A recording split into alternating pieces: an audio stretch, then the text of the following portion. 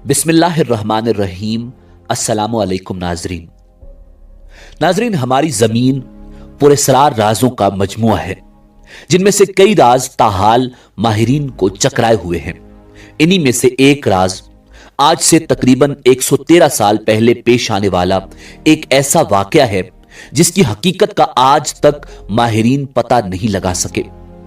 एक ऐसा वाकया जिसकी वजह से साइबेरिया के जंगल से अचानक 8 करोड़ दरख्त गायब हो गए थे। एक ऐसा धमाका जिसकी तपिश पूरी दुनिया में महसूस की गई थी। नाजरीन, आज से तकरीबन 113 साल पहले ऐसा क्या वाकया पेश आया था कि धमाके की आवाज पूरी दुनिया में महसूस की गई और साइबेरिया का पूरा जंगल दरख्तों से खाली हो गया। यही हमारी आज की वीडियो का मौजू होगा। मगर वीडियो में आगे बढ़ने से पहले अगर आप हमारे चैनल पर नए हैं तो बराए मेहरबानी हमारा चैनल info@adil सब्सक्राइब करें, जहां आपको बिलखुसूस इस्लामिक हिस्ट्री और बिलुमूम दुनिया भर की मुनफरिद मालूमात पर मबनी वीडियोस मिलती रहेंगी। नाजरीन, ये 30 जून 1908 की बात है जब साइबेरिया के इलाके अयोनकी के रिहायशियों ने आसमान पर नीले रंग की रोशनी की हरकत को रिपोर्ट किया था, जो उनके बकौल सूरज जितनी तेज थी। रोशनी की रिपोर्ट के 10 मिनट बाद ऐसी गरजदार आवाज सुनाई दी जैसे भारी तोपखाने से कोई गोलाबारी की जा रही हो। यह आवाज मशरिक से शिमाल की जानिब सफर कर रही थी, जबकि उसके बाद एक शाक वेव ने कस्बे को झंझोड़ कर रख दिया और खिड़कियां तक टूट गईं। धमाके की आवाज जिसकी लहरें यूरो एशिया बल्कि बर्तानिया तक जलजला पैमा मराकज ने रिकॉर्ड की, मगर अयोनकी और इर्द गिर्द के कस्बों के रिहायशियों ने दर हकीकत किसी किस्म के हकीकी धमाके को नहीं देखा। उस धमाके के बाद कई दिन तक एशिया और यूरोप के ऊपर आसमान पर जगमगाहट को देखा गया, जो बर्फानी जर्रात बुलंदी पर बनने का नतीजा था, जबकि मुख्तलिफ मुमालिक में माहौलियाती दबाव में तब्दीलियां देखी गईं। अगरचे धमाका तो किसी ने देखा नहीं, मगर उसके मकाम को जरूर दरियाफ्त कर लिया गया, जो मशरकी साइबेरिया में वाक़ था। वहां मौजूद तकरीबन 800 स्क्वायर मील रकबे पर फैला जंगल या तकरीबन 8 करोड़ दरख्त मुकम्मल तौर पर अचानक से गायब हो गए थे। नाजरीन, इतने बड़े इलाके से अचानक दरख्तों के गायब होने की कोई वजह समझ नहीं आ सकी थी।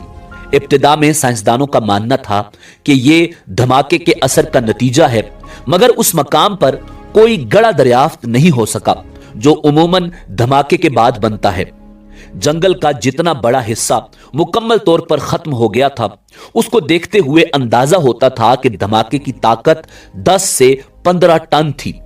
साइंसदानों ने यह जानने की कोशिश की कि आखिर यह धमाका हुआ क्यों, क्योंकि इतनी ताकत के धमाके से एक बड़ा शहर तबाह हो सकता था। उसके बाद कभी ऐसा नहीं हुआ और उस वक्त से साइंसदान इस बात की तलाश में हैं कि आखिर ऐसा हुआ क्यों और इस धमाके की वजह क्या थी। खुशकिस्मती से वो इलाका आबाद नहीं था, वरना बहुत ज्यादा इंसानी जानों का ज़िया होता। धमाके की हरारत को दूर दराज के कस्बों के रिहायशियों ने भी महसूस किया था। नाजरीन, एक ऐनी शाहिद ने उस मौका पर बताया कि आसमान 2 हिस्सों में तकसीम हो गया था और जंगल के ऊपर आसमान का शिमाली हिस्सा आग से भरा हुआ लगता था। उसका कहना था कि उस वक्त आसमान में एक धमाका हुआ और बहुत बड़ा क्रैश हुआ, एक ऐसा क्रैश जिसको सुनकर लगता था कि आसमान से पत्थर बरस रहे हो या फायरिंग हो रही हो। नाजरीन, इसे टोंगोस्का इवेंट का नाम दिया गया, जो इंसानी तारीख का अब तक सबसे ताकतवर रिकॉर्डेड धमाका भी है, जिससे खारिज होने वाली हरारत हिरोशिमा में गिराए जाने वाले एटम बम से तकरीबन 185 गुना ज्यादा थी। मगर एक सदी से भी जायद अरसे बाद माहिरीन के जहनों में मुख्तलिफ सवालात मौजूद हैं कि आखिर उस जगह हुआ क्या था।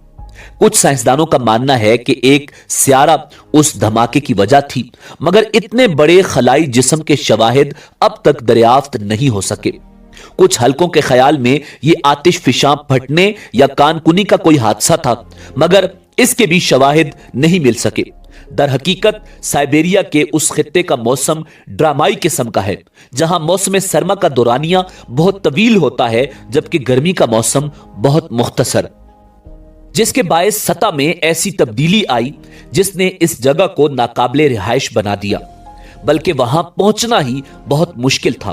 جب دھماکہ ہوا تو کسی کو بھی تحقیقات کے لیے وہاں جانے نہیں دیا گیا، کیونکہ روسی حکام کو مختلف خدشات تھے۔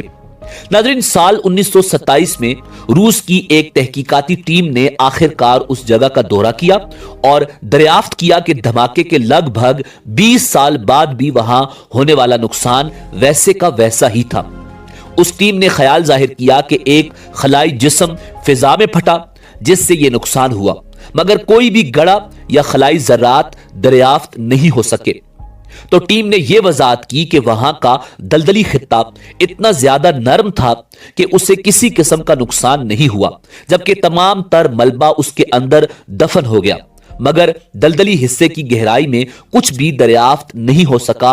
اور کچھ دہائیوں بعد روسی سائنسدانوں نے کہا کہ یہ کوئی شہاب ثاقب نہیں بلکہ دمدار ستارہ تھا، جس کا زیادہ تر حصہ چٹانی نہیں بلکہ برف پر مبنی ہوتا ہے، یعنی زمین کے ماحول پر ہونے والی تباہی کے بعد برف بخارات بن کر اڑ گئی، مگر یہ خیال بھی درست ثابت نہیں ہو سکا۔ پھر عجیب و غریب خیالات سامنے آئے، جیسے کسی خلائی مخلوق کا سپیس کرافٹ اس مقام پر گر کر تباہ ہوا۔ 1958 میں محققین نے اس مقام سے سلیکیٹ اور مقناطیسی پتھر کے ننھے ذرات کو دریافت کیا، اور مزید تحقیق سے ثابت ہوا کہ وہاں کی سطح میں نکل کی مقدار زیادہ ہے، جو شہاب ثاقب کا ایک جانا مانا عنصر ہے۔ ناظرین، اس کے باوجود بحث تھم نہیں سکی، اور سال 1973 میں ایک تحقیق میں اندیا دیا گیا کہ ایک بلیک ہول کا زمین سے ٹکراؤ اس دھماکے کا نتیجہ تھا، مگر اس کی بھی تردید بہت جلد سامنے آ گئی۔ 2014 میں یوکرین کے ماہرین کی ایک ٹیم نے دھماکے کے مقام سے 1978 میں اکٹھے کیے جانے والے چٹانی نمونوں کا تجزیہ کیا، اور انہوں نے 1908 کی ایک طے کو دریافت کیا۔ ماہرین نے کاربن منرل کے آثار دریافت کیے جو اس وقت تشکیل پاتا ہے جب کوئی شہاب ثاقب زمین سے ٹکراتا ہے، مگر یہ بھی واضح نتیجہ نہیں تھا۔ سال 2020 میں ایک تحقیق میں خیال ظاہر کیا گیا کہ ایک بڑا آئرن شہاب ثاقب زمین کے اتنے قریب آ گیا کہ بہت بڑا شاک ویو پیدا کر سکے، مگر ٹکڑے ہوئے بغیر زمین کے پاس سے گزر گیا، اور شاک ویو کا اثر اس خطے میں دیکھنے پر آیا۔ یہ واقعہ اب تک انسانی تاریخ کے چند پراسرار ترین واقعات میں سے ایک ہے، جس پر اب تک تحقیقاتی کام جاری ہے، مگر تاحال اس بات کی وضاحت نہیں ہو سکی کہ اس روز دراصل اس مقام پر کیا ہوا تھا۔ ناظرین، اسی امید کے ساتھ اجازت دیجیے کہ آپ کو ہماری ویڈیو پسند آئی ہوگی۔ ملتے ہیں بہت جلد ایک نئی تاریخی، تحقیقی اور معلوماتی ویڈیو کے ساتھ۔ دیکھتے رہیے info@adil۔ اللہ رب العزت آپ کا حامی و ناصر ہو۔